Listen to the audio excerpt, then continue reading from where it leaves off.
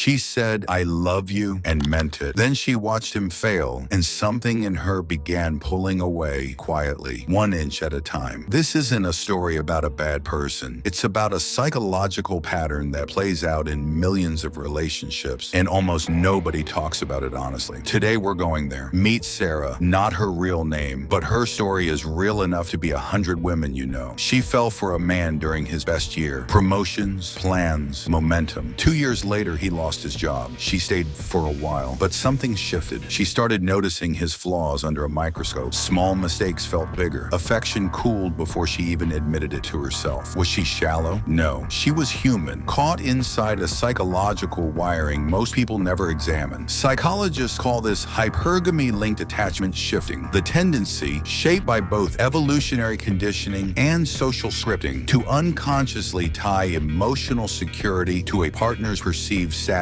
or stability. It's not unique to women. Men do versions of this too, but research on attachment and mate value perception shows it shows up distinctly in female romantic psychology, often triggered by uncertainty rather than character. Here's the darker layer. This isn't always conscious. She's not thinking he's less valuable now. Her nervous system is. Attachment researchers describe this as a safety recalibration. When a partner's stability wavers, the brain quietly reclassifies the relationship as risk, and emotional withdrawal follows before logic catches up. Another shadow pattern, emotional testing. Many women, often without realizing it, pull back affection not to punish, but to measure. Will he chase? Will he prove commitment under pressure? This isn't manipulation in the cartoonish sense. It's an old survival mechanism, testing reliability before full investment. But left unchecked, it creates cycles of push-pull that quietly erode trust on both sides. Because the partner being tested rarely knows a test is happening. Social media didn't invent this, but it supercharged it. Constant exposure to curated better options, richer, more attentive, more exciting, rewires baseline satisfaction. Psychologists call it hedonic comparison drift. The partner hasn't changed, the comparison window has, and dissatisfaction creeps in that has nothing to do with the relationship itself. None of this makes anyone a villain. These are shadow patterns, unconscious, often unwanted, shaped by biology and culture colliding. The danger isn't that they exist. The danger is pretending they don't, letting them run unexamined, and letting relationships crumble under mechanisms nobody named out loud. If you're a woman recognizing these patterns in yourself, awareness is the exit door. Naming the withdrawal as fear, not judgment, changes everything. Ask, am I pulling away because he changed or because I feel unsafe? If you're on the receiving end, stop assuming logic will fix an emotional recalibration. Stability, consistency, and calm presence rebuild safety faster than arguments ever will. Sarah, months later, sat her partner down and said something most people never say. "I noticed myself pulling back when things got hard, and I don't think that's fair to either of us." That one sentence rebuilt more trust than a year of silence ever could. The darkest side of love psychology isn't cruelty, it's unconsciousness. The patterns we never name end up running the relationship for us. Name them, and you take the wheel back. If this made you see your own relationship a little differently, hit subscribe, because next week we're breaking down the male side of this same dark psychology, and it might surprise you even more.